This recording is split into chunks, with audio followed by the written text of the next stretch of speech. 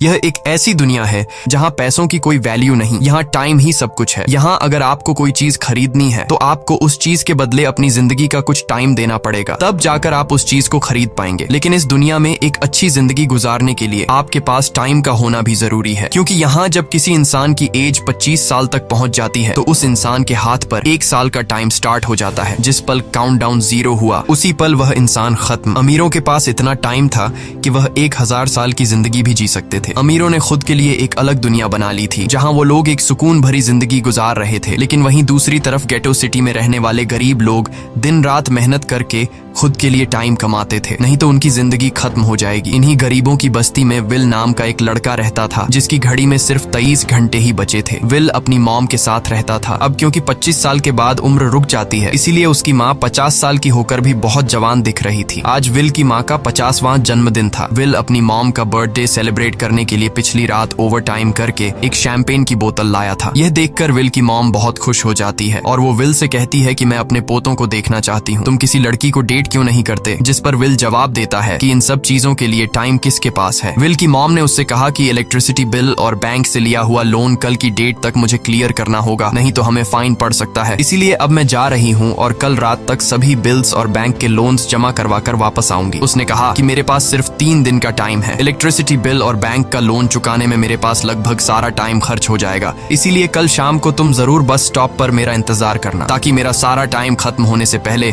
मैं तुमसे कुछ टाइम ले सकूं। इस पर विल ने कहा ठीक है, मैं टाइम पर पहुंच जाऊंगा। जाने से पहले विल की माँ विल के हाथ को छूकर उसकी बॉडी में 30 मिनट ट्रांसफर करती है ताकि विल अच्छा नाश्ता खरीद कर खा सके। इसके बाद दोनों अपने अपने काम पर निकल गए। रास्ते में विल के पास एक छोटी बच्ची आती है। वो विल को एक कैप्सूल देकर विल से उसका थोड़ा सा टाइम मांगती है। विल मुस्कुराते हुए उस छोटी बच्ची को कैप्सूल में अपनी जिंदगी का 5 मिनट का टाइम दे देता है और वह चली जाती है। यहाँ हमें पता चलता है कि यह लोग अपने टाइम को एक कैप्सूल में स्टोर भी कर सकते हैं, जिससे यह लोग कभी भी यूज और ट्रांसफर कर सकते हैं। इसके बाद विल काम के लिए फैक्ट्री पहुंच जाता है। काम शुरू करने से पहले वह कॉफी लेने जाता है, लेकिन वहां वह देखता है कि हर एक चीज का दाम डबल हो गया है। जहां पहले कॉफी 2 मिनट की मिलती थी, अब उसका प्राइस डबल होकर 4 मिनट हो चुका है। यहाँ पर कभी भी किसी चीज का भी दाम बढ़ा दिया जाता है बिना किसी अनाउंसमेंट के। ये बात विल को बहुत बुरी लगती है। मजबूरी में विल ने भी कॉफी के लिए अपनी जिंदगी के 4 मिनट पे किए और काम पर लग गया। दिन भर के काम के बाद रात के वक्त विल अपने दोस्त के साथ एक बार में जाता है। विल का दोस्त एक नंबर का शराबी था। वह हर वक्त शराब के नशे में टली रहता। विल का दोस्त विल को इशारे में बताता है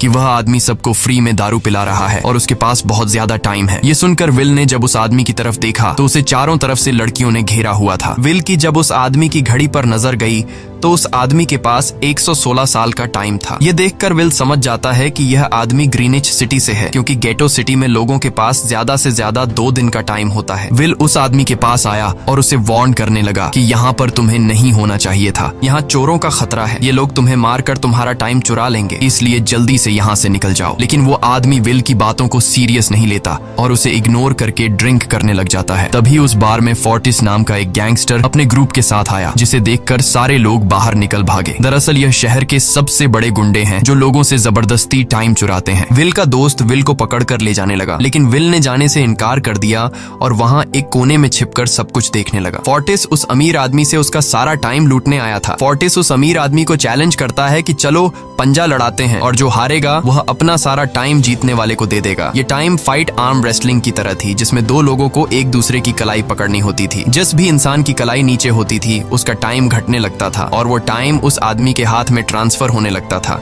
जिसकी कलाई ऊपर होती थी। इस तरह जीतने वाला इंसान सारा टाइम उस दूसरे आदमी से अपनी बॉडी में स्टोर करके उसे मार देता।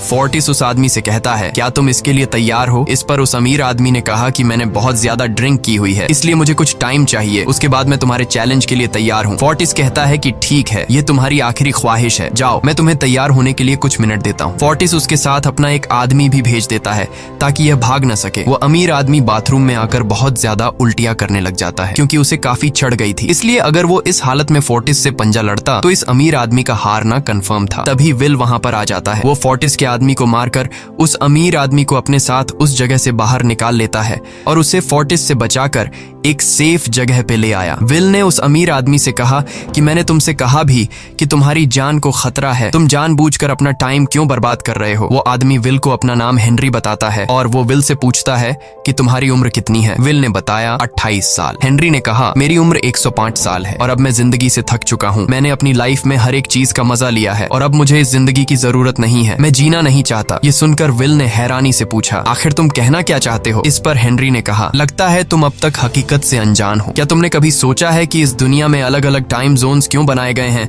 आखिर क्यों तुम्हारे टाइम जोन गेटो में किसी भी वक्त चीजों के दाम और टैक्स बढ़ा दिए जाते हैं? दरअसल महंगाई जानबूझकर बढ़ा दी जाती है ताकि गरीब लोग मरते रहें और उनकी मौत का फायदा ग्रीनविच टाइम जोन के अमीर लोगों को होता रहे। असल में ये सारा सिस्टम उन्हीं का बनाया हुआ है। जरा सोचो, वहाँ ग्रीनविच टाइम जोन में लोगों के पास जीने के लिए हजारों साल हैं, लेकिन यहाँ गेटो में तुम लोग हर रोज जीने के लिए मेहनत मजदूरी करते हो। ऐसा इसलिए है क्योंकि उन्होंने तुम्हें यह करने के लिए मजबूर किया है। वो लोग तुम लोगों को ज्यादा टाइम देना ही नहीं चाहते ताकि तुम लोग मजबूरी में उनके लिए काम करते रहो। वो लोग महंगाई बढ़ाकर तुम्हें ज्यादा से ज्यादा टाइम खर्च करने पर मजबूर करते हैं ताकि तुम्हारे टाइम से वो हमेशा की जिंदगी जी सकें। उन्होंने अपनी जिंदगी का हर एक दिन गरीबों की मौत से इकट्ठा किया है और मैं ऐसी जिंदगी बिल्कुल भी नहीं जीना चाहता जो किसी गरीब मजबूर इंसान की मौत से मिली हो। ये सब सुनकर विल समझ गया कि हेनरी बहुत ही नेक दिल इंसान है। हेनरी ने विल से आगे पूछा, अगर तुम्हारे पास मेरे जितना टाइम होता तो तुम क्या करते? विल ने मुस्कुराकर कहा कि सबसे पहले मैं बार बार टाइम को देखना छोड़ देता, क्योंकि उस वक्त भी विल के पास सिर्फ 18 घंटे होते हैं। वो सोने से पहले, सोने के बाद, खाना खाते टाइम हर वक्त अपनी घड़ी देखता रहता है, क्योंकि मुझे डर लगता है कि कहीं मेरा टाइम खत्म न हो जाए और मैं मर न जाऊं। विल कहता है कि मेरी मॉम घर संभालने के लिए बहुत ज्यादा मेहनत करती है। अगर मेरे पास तुम्हारी तरह इतना ज्यादा टाइम होता तो मैं अपनी मॉम के लिए ग्रीनविच सिटी में एक अच्छा घर खरीदता और हम दोनों वहाँ पर खुशी से जिंदगी गुजारते। इसके बाद विल ने हेनरी से कहा, आज रात हमें यहीं रुकना होगा, सुबह तक खतरा टल जाएगा, तब तुम वापस अपने घर लौट जाना। इसके बाद ये दोनों सो जाते हैं। सुबह उठकर हेनरी देखता है कि विल अभी भी सो रहा है। वो विल के पास आता है और उसके पास जितना भी टाइम होता है वो सारा का सारा विल को ट्रांसफर कर देता है और अपने पास कुछ ही मिनट बचाकर एक ब्रिज के ऊपर जाकर बैठ जाता है। विल जब नींद से जागा तो उसने देखा कि हेनरी वहां से जा चुका है।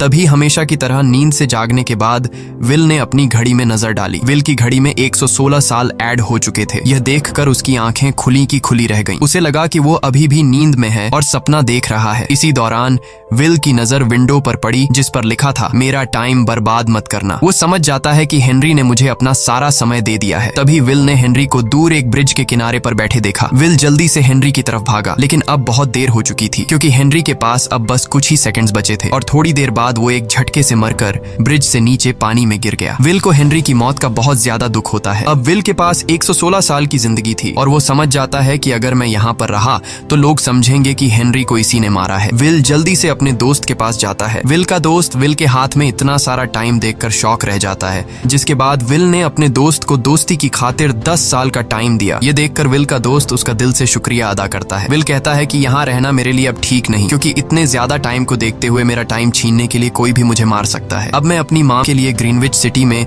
एक अच्छा सा घर खरीद सकता हूँ और वहाँ पर एक सेफ लाइफ गुजारूंगा। जिसके बाद विल अपने दोस्त को गुड बाय कहकर वहाँ से निकल जाता है और सीधा उस बस स्टॉप पर जाकर मॉम का इंतजार करने लगता है, जहाँ 2 दिन पहले उसकी मॉम ने उससे कहा था कि मैं इलेक्ट्रिसिटी का बिल और बैंक का लोन चुकाकर इस बस स्टॉप पर पहुंचूंगी। दूसरी तरफ विल की मॉम सारे लोन और बिल्स भरने के बाद घर लौटने के लिए बस में चढ़ी, पर तभी उसे पता लगा कि एक ही दिन में बस की टिकट के दाम डबल हो गए थे। पहले जहां टिकट 1 घंटे में आती थी वहीं अब प्राइस 2 घंटे हो गया था। ये देखकर विल की मॉम बहुत ज्यादा परेशान हो जाती है क्योंकि विल की मॉम के पास सिर्फ 1.5 घंटा बचा था। विल की मॉम बस ड्राइवर से रिक्वेस्ट करती है कि अगले स्टॉप पर मेरा बेटा उसे बाकी का टाइम दे देगा, लेकिन बस ड्राइवर ने साफ इनकार कर दिया और कहा कि अगर टाइम नहीं है तो फिर पैदल चली जाओ। लेकिन विल की मॉम को पता था कि अगला बस स्टॉप बहुत दूर है, अगर वह पैदल भी जाती है तो उसे पहुंचने में 2 घंटे लगेंगे। उस वक्त बस में ढेर सारे पैसेंजर्स सवार थे। विल की मॉम ने उनसे भी रिक्वेस्ट की पर किसी ने भी उनकी मदद नहीं की। इतने में ही बस वहां से निकल गई। विल की मॉम रेचल के पास ज्यादा टाइम नहीं बचा था, इसलिए वह दौड़ती हुई पैदल घर की तरफ भागने लगी। दूसरी तरफ विल अपनी मॉम के लिए फूलों का गुलदस्ता लिए बस स्टॉप पर उनका इंतजार कर रहा था, क्योंकि आज उसे अपनी मॉम का बर्थडे सेलिब्रेट करना था। बस जब उस स्टॉप पर पहुंची तो कई सारे पैसेंजर्स उतर आए, पर उनमें से विल की मॉम नहीं थी। विल यह देखकर परेशान हो जाता है और उसे समझ आ गया कि जरूर उसकी मॉम मुसीबत में है। वह उसी वक्त अपनी मॉम की तलाश में भागा। उधर रेचल के पास अब कुछ ही मिनट बचे थे। वह रास्ते में आने वाली गाड़ियों और लोगों के घरों का दरवाजा पीट पीट कर आकर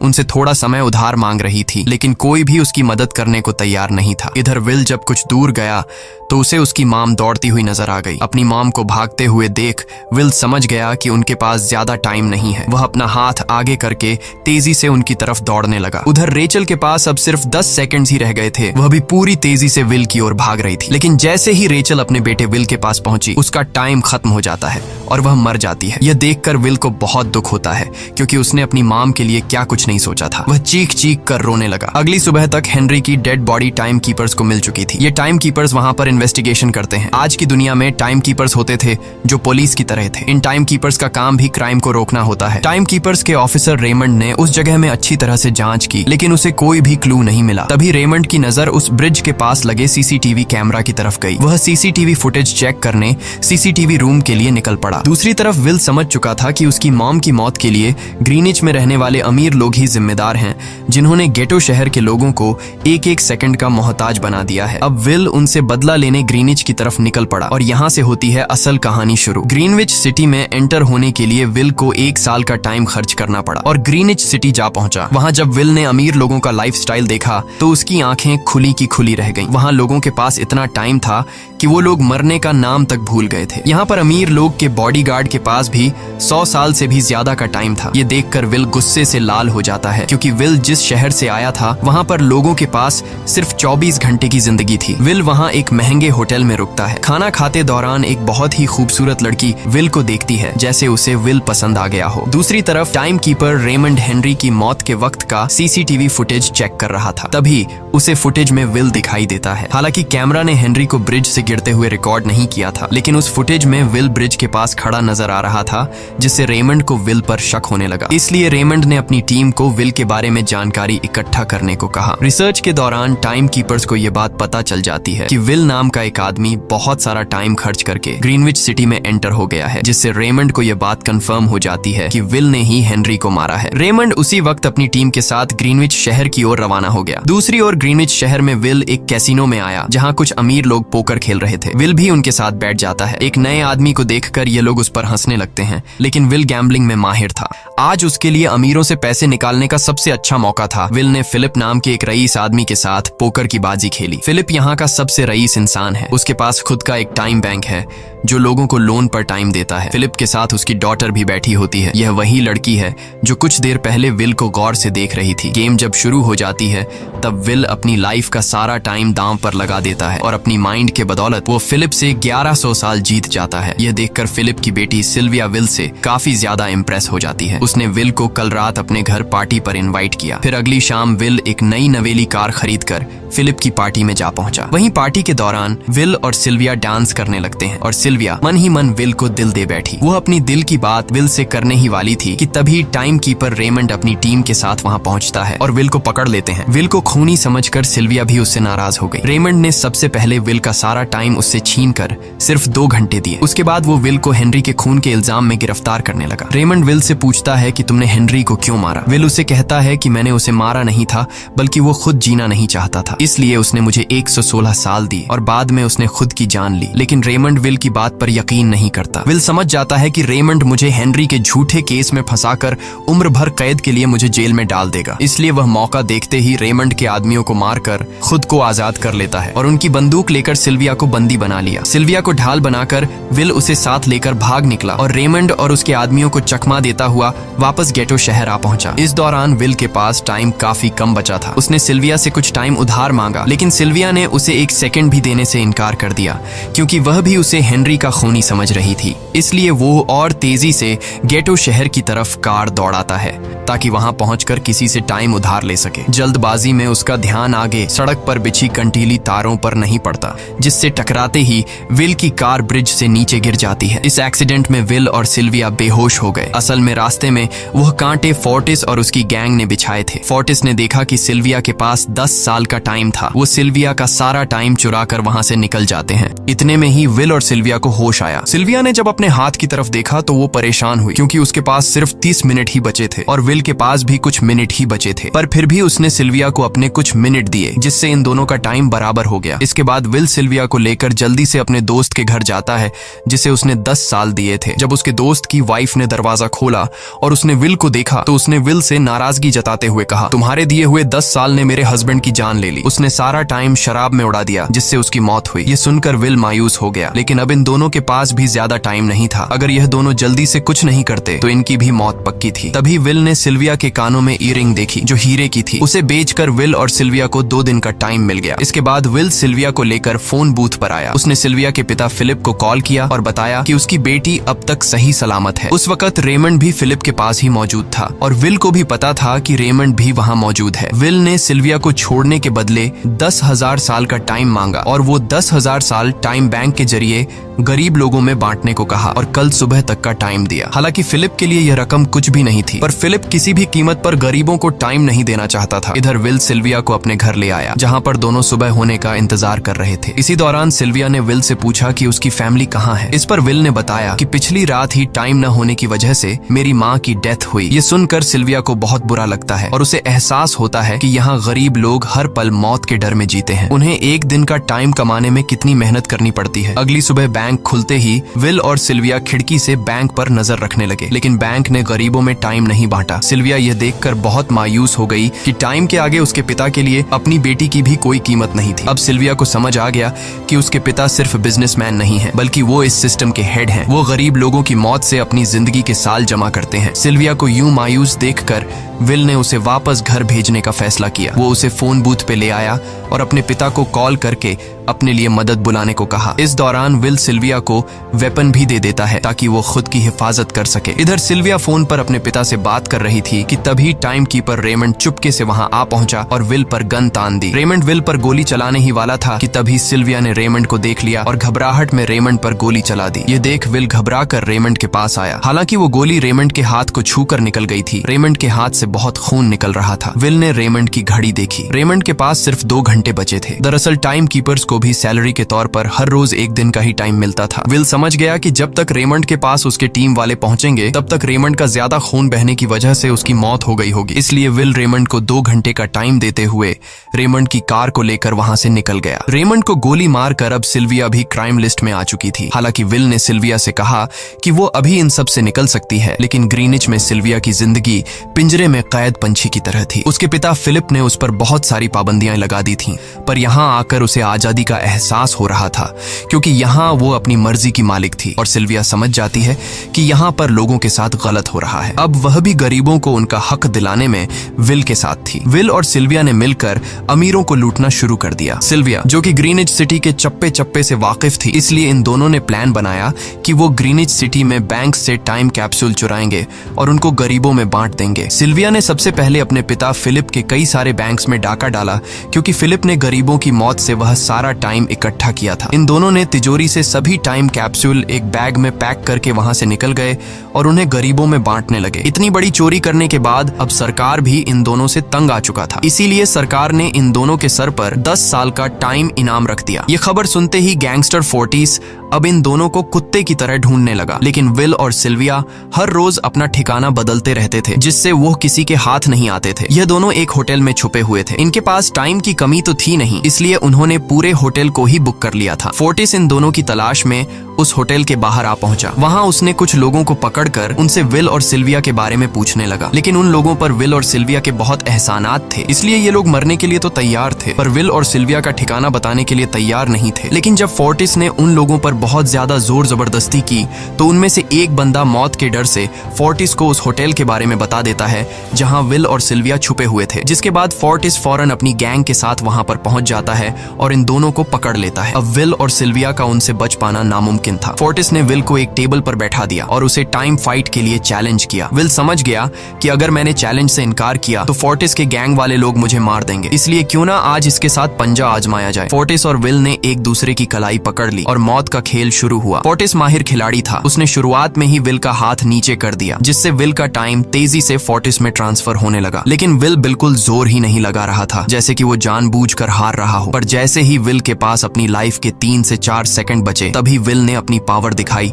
और एक झटके से फोर्टिस का हाथ नीचे कर दिया। फोर्टिस की आंखें खुली की खुली रह गईं। वो पूरा जोर लगाकर अपना हाथ ऊपर करने की कोशिश कर रहा था, लेकिन विल की ताकत के आगे वो ढीला पड़ चुका था। ये देख फोर्टिस के आदमियों का ध्यान फोर्टिस की घड़ी पर अटक गया। अब उनका बॉस मरने वाला था। इतने में ही मौका पाकर विल ने अपने जूते से गन निकाली और पलक झपकते ही फोर्टिस के सारे आदमियों को शूट कर दिया, क्योंकि अगर वो ऐसा नहीं करता तो वो लोग उसे मार देते। इसी के साथ फोर्टिस का टाइम 0 हो गया और वह भी मारा गया। विल और सिल्विया जल्दी से वहां से भाग निकले। इसी दौरान उन्होंने देखा कि अमीरों ने सारा खेल पलट दिया था। विल और सिल्विया ने गरीबों में जितना भी टाइम बांटा था उसकी वैल्यू अब कुछ भी नहीं रही थी, क्योंकि अमीरों ने महंगाई के दर को कई गुना बढ़ा दिया था। यह देख विल हारा हुआ महसूस करने लगा और उसे लगा कि मैं कभी भी इन गरीबों को उनका हक नहीं दिला सकूंगा। उसने सिल्विया से कहा कि अब सब खत्म हो चुका है। अगर वो लोगों में 1000 साल भी बांट दें तो अमीर लोग महंगाई को और ज्यादा बढ़ा देंगे, जिससे लोगों की हालत कभी नहीं सुधर पाएगी। सिल्विया ने कहा कि कोई तो रास्ता होगा। इस पर विल ने कहा कि हमें लाखों साल चुराकर इन लोगों को देने होंगे, तब जाकर हम लोग महंगाई को कंट्रोल कर सकते हैं। हालांकि यह इतना आसान नहीं था, पर सिल्विया ने इसके लिए एक प्लान सोच रखा था। अगली ही सुबह जब फिलिप अपने बॉडीगार्ड्स के साथ ऑफिस पहुंचा, तभी सिल्विया वहां आई और उसने अपने पिता से कहा कि वो सरेंडर करना चाहती है। तब सारे गार्ड्स ने सिल्विया पर गन तान दी, लेकिन तभी वहां पीछे से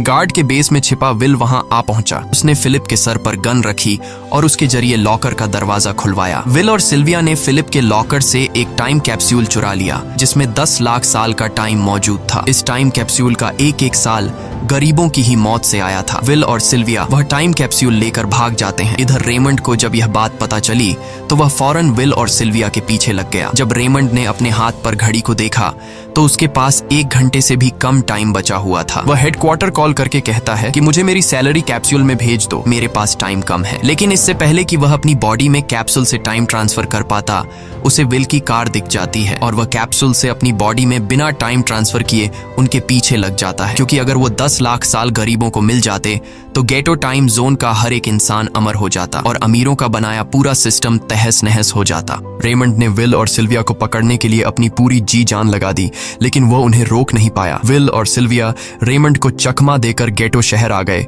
और वह टाइम कैप्सूल एक बच्ची के हाथों में सौंप दिया। उन्हें पता था कि रेमंड सीधा हमारे पीछे गीटो शहर पहुंचेगा, इसलिए उन्होंने इस जगह को छोड़कर एक सुनसान जगह पर चले गए। उधर उन्होंने गीटो शहर के लोगों में लाखों साल बांटकर उन्हें अमर कर दिया था, लेकिन खुद इन दोनों के पास बहुत ही कम टाइम बच जाता है। बदकिस्मती से उसी पल रेमंड ने उन्हें पकड़ लिया। रेमंड ने विल को धमकी देते हुए कहा, अगर तुम्हें अपनी जान प्यारी है तो चुराया हुआ सारा टाइम वापस कर दो। तब विल ने उसे अपनी घड़ी का समय दिखाया। विल और सिल्विया के पास कुछ ही मिनट बचे थे। विल ने रेमंड से कहा, कहीं तुम भूल तो नहीं गए? याद है जब तुम मरने वाले थे तो मैंने तुम्हें कुछ टाइम उधार दिया था। टाइम तो तुम्हें मुझे वापस करना चाहिए। यह सुनकर रेमंड को याद आया कि विल और सिल्विया को पकड़ने की जल्दी में उसने अपने टाइम पर ध्यान ही नहीं दिया। जब उसने अपनी घड़ी पर नजर डाली तो उसके पास सिर्फ 5 सेकंड ही बचे थे, जो देखते ही देखते 0 हो गए और रेमंड मारा गया। विल और सिल्विया रेमंड से तो बच गए थे, पर इन दोनों के पास भी अब सिर्फ एक मिनट ही बचा था। ऊपर से उस सुनसान इलाके में उनकी मदद करने वाला भी अब कोई नहीं था। उन्हें अपनी मौत साफ नजर आ रही थी। इन दोनों ने मायूस होकर एक दूसरे को गले लगाया और तभी विल को रेमंड की कार नजर आई। विल फौरन कार की तरफ भागा